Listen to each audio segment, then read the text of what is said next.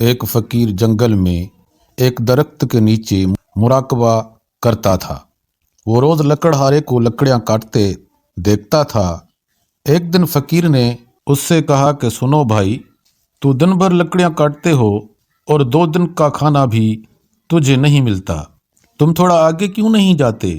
آگے چندن کا جنگل ہے، 1 دن کاٹنا 7 دن کھانے کے لیے کافی ہوگا۔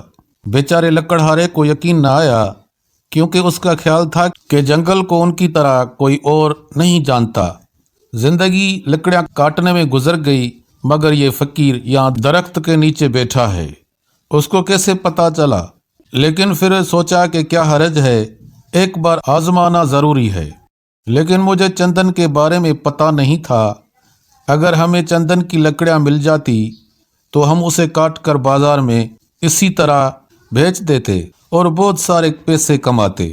میں کتنا بدقسمت ہوں، کاش مجھے پہلے معلوم ہوتا۔ فقیر نے کہا فکر نہ کرو، بہت جلد پتہ چل جائے گا۔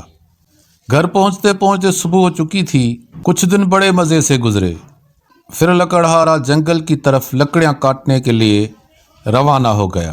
فقیر نے اسے دیکھا اور کہا میرے بھائی، میں نے سوچا کہ آپ کو کچھ عقل ہوگی، تم عمر بھر لکڑیاں کاٹتے رہو گے لیکن آگے نہیں بڑھو گے۔ کیا آپ نے کبھی یہ سوال کیا کہ اس چندن سے آگے بھی کچھ ہو سکتا ہے؟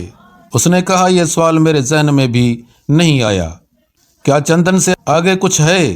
فقیر نے کہا چندن سے تھوڑا آگے جاؤ، وہاں چاندی کی کان ہے، لکڑی کاٹنا بند کرو، 1 دن کے لیے چاندی لے آئیں، یہ 2 4 6 ماہ گزارا کرنے کے لیے کافی ہے۔ اب لکڑہارے کا اعتماد بڑھ گیا۔ لکڑہارے نے سوچا اگر مجھے چاندی ہاتھ لگ جائے تو 4 6 ماہ آرام سے نکل جائیں گے۔ پھر ایک دن فقیر نے کہا کہ تم کبھی جاگو گے یا نہیں؟ احمق، آگے سونے کی کان ہے۔ غریب آدمی نے سونا نہ دیکھا تھا نہ سنا تھا۔ فقیر نے کہا تھوڑا آگے سونے کی کان ہے، اور اسی طرح کہانی آگے بڑھتی گئی۔